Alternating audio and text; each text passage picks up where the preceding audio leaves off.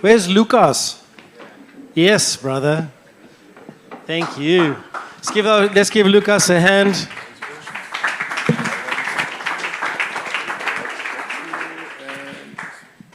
Lukas, thanks for being here. Tell us about the next generation. All right. Are you going to be on the stand? Do you want to walk around? Or do you want to stand? Yeah, maybe put it on the stand like that. Maybe short, maybe it can be lower. That's fine. Just move it. All right. So we can see your face at least. Yeah. Do you need a clicker? Yeah, I have a. And the slides on. Okay, thank you. All right, thank you. Thank you so much. Early this month, January, I had a meeting with our founder, Walusungu Nyachikanda, founder of Bit Junior Academy and Space. I received the best news, one of the best news ever in my life. She said, "Luca, you are going to Cape Town." And here I am. And here I am, seeing Bitcoin working in real life.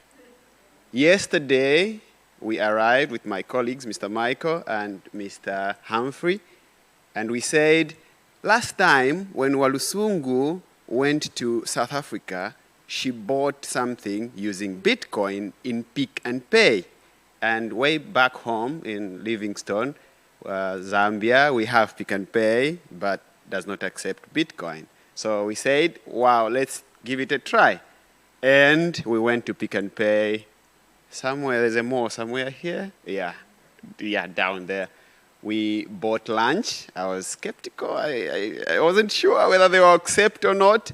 And to my surprise, it was an easy payment, quite easy, and we made a video. I was so excited. Indeed, rhetorics is demonstration. You don't need to explain a lot just by demonstrating. There we go. We made payment, and I said, Cape Town, Cape Town. I'm happy to be here. Thank you so much.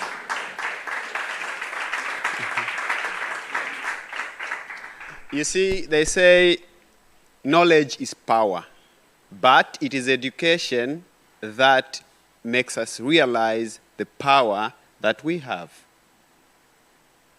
Educating the next generation is a presentation that I'm going to give today. It's basically about a project that we are doing at BitJR, Bit Junior Academy and Space. My name is Lukas Mwanza. Like I've said, I'm coming from Zambia, Livingstone. It's my first time here. I'm happy. I'm freezing. Yeah, but fortunately, my colleague, Mr. Humphrey, said, please don't forget to carry your hoodie. And he's the best teacher. And I'm here, copying. I'm doing fine now. Very happy. Well, let's go straight to the presentation that I have for you. All right. Okay, sorry. There we go. There we go. Maybe the other slide, please. Technician?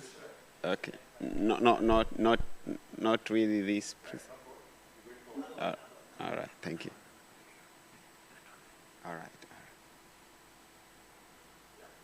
All right, thank you so much. I can see. Using Bitcoin to prepare children for the next, for the future. I want it for the generation.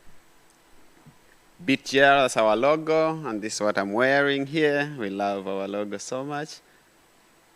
Many children lack proper guidance to help them understand Bitcoin. Children are naturally innovative and possess powerful creative minds. Bitcoin represents the future and offers hope for their financial independence. In the picture there, as you can see, ladies and gentlemen, is in a classroom, one of our classrooms that we have at BitJR Academy and Space, and those are the kids learning about Bitcoin. When I learned about Bitcoin, of course using my first Bitcoin diploma, I understood that Bitcoin is not just a currency. Bitcoin is an opportunity to learn financial literacy. Bitcoin is an opportunity to understand digital technology, what's happening. As a teacher, I'm a teacher, by the way, trained teacher.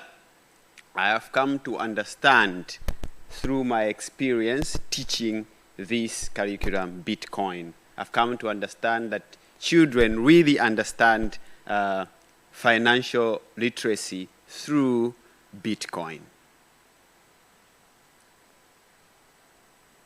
Young population is equal to opportunity. A young population is ready to learn, adapt, if given the right tools. In the pictures there, those are the kids in school. That's Rainbow, and the other school on top there in pink, the jerseys, that is Great North Academy and Space. Those are the two schools that we work with in Livingstone. Real life experience. We've been accepted as an academy to teach the children about Bitcoin, because teachers were taught also by our sister organization, which is Bitcoin Victoria Falls, at those two schools. So the head teacher understands what Bitcoin is. They're so excited that we always, from time to time, every term, we go to the school to teach the children about Bitcoin. And the kids are really, really excited. And as you can see in the picture, that's the Bitcoin books there that we printed, the workout, and the games that were donated to us. We also learned recently about the games. Shamori, very beautiful game, learning about blockchain technology. So excited. So we're saying when children are given the right tools, well, learning becomes easy like that.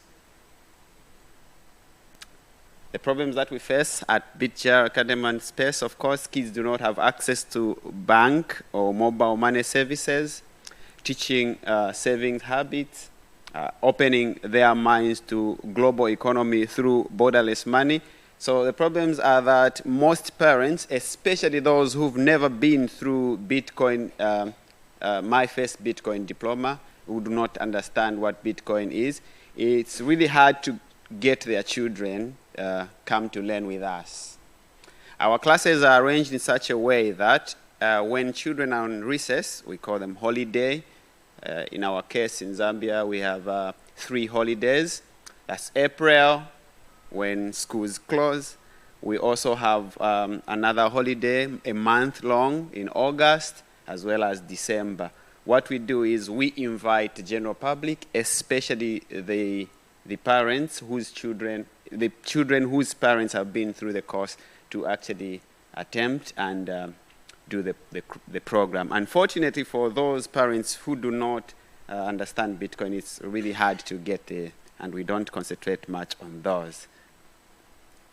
Our strategy, education, like I've said, we go to the 2 schools, very receptive, very accommodating. We love the schools. And Shamori is a game that we recently was donated to us. We have two set. Shamori, for those of you who might not know it, it's a card game where you play like that. So we have 2 Shamori. So whenever we have our meetups, we play the games, and through the games, learners are able to learn what Bitcoin is, and it's very exciting. Bitcoin transactions, we have a circular economy. At the particular schools that I've mentioned, they have what we call tuck shops. So from time to time, whenever we have lessons, we take the children to the tuck shops, they spend the sats like that, and it really gets very fun and very good. NFC board cards, it's one of our strategies. Unfortunately, we do not have enough NFC cards for all of the children that we have trained. We have trained 100 kids in a space of 1 year. And we plan this particular year to train 120, because per cohort, we plan to have 30 kids, like we did last year. So NFC cards are not enough for everyone, for all our children that we have. But for those who have, we have taught them how to use NFC cards, and are very safe for children, unlike using phones, especially in Zambia where we are. That's in action, just some pictures trying to show you what we're doing. The children are so excited to learn about Bitcoin. Each time they see the teachers coming to teach them Bitcoin, they run and, they hug us like that. It seems like they wouldn't even want to learn about other things anyway. But yeah, there we are. On your top, right, that's during holiday classes. That's one of the offices that we use at our offices there in Queen's Park. In yellow and green, that's Great North Academy, the school. It was that must have been one of the graduations as well. And the books, it was one of the lessons in maroon down there, in maroon, and a child holding a book. That's Monga Joshua. I know him by name. And Dr. Walu there, Walusungu, as well as during holiday cohorts, the children enjoying writing, coloring their Machankura wallets. They know Machankura very well because it's user-friendly. It doesn't really require internet, thanks to the founders of Machankura. And the one down there, the children holding some bottles of drink, that's one of our merchants there.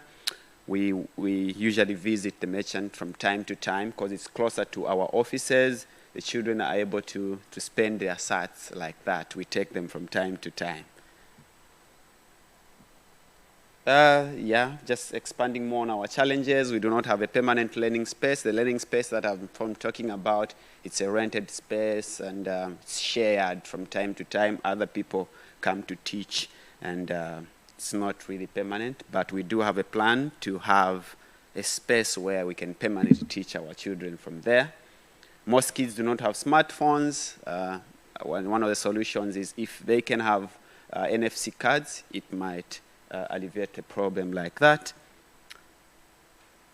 Also, no reliable way to get NFC cards. Our founder, Walusungu, had challenges to get NFC cards. She bought some NFC cards online. They didn't reach. So she's busy trying to make sure that they reach us, something like that. No long-term reliable way of earning sats. Children do not have really that long-term reliable way to earn sats. We are trying to broaden our knowledge, our scope. That's why we're here. That's why I've been sent here. Probably we can find ways. Parents do not, I've mentioned that part where parents do not fully understand the children's learning. Also, transport is an issue because Livingstone is quite a city as well. It's our city, not as big as Cape Town, of course. It's quite a small city, but navigating from one point to another, it gets hard like that. You can't really walk on foot. So the small vehicle that we like booking, we're hiring, it's just maybe 5-seater. So from time to time, we get 6 children, 5, and we take them out. We spend some sats so that they have that confidence when they are alone. Mostly, we like using merchants that are closer to their locality like that. Those are some of our challenges, our achievements. We've successfully trained 100 kids. That was one of the graduation. It was, thank you. Thank you so much. Thank you. With the help of Bitcoin Victoria Falls, we managed to train the teachers. Those are the teachers I'm talking about. They're so excited about Bitcoin. Teachers are really, good students. We've successfully onboarded 2 local tuck shops, like I mentioned, at the schools. That is one of the teachers there who works at the tuck shop. So each time we have lessons in school, we take them, like I mentioned already. That's Caris showing a thumbs up. She was buying ice cream at one of the merchants in town. We took them for a tour. We usually do that from time to time as part of their learning process. By the way, another challenge, thanks to Mr. The founder of Bitcoin Books, we met yesterday, and he's connecting us, Bitcoin Junior.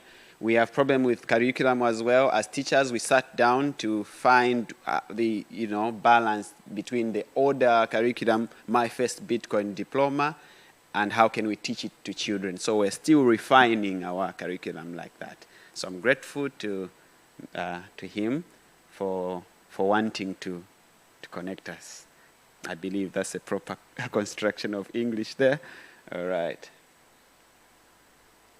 Though that's our plan for 2026. We want to have a HashGen conference. Look at the number of children that we have, over 100 now. So we're going to have a conference that we call it HashGen, where children are going to come there and express themselves. Since they're coming from different schools, including those that come during holiday times, we want them to come together and be able to meet and just express themselves and have some fun. All right. You may consider volunteering with us. We are on X, we are on Nostra. You can find us. That's me there, and with some of the volunteers and the children there enjoying themselves. Thank you so much. I appreciate it. Thank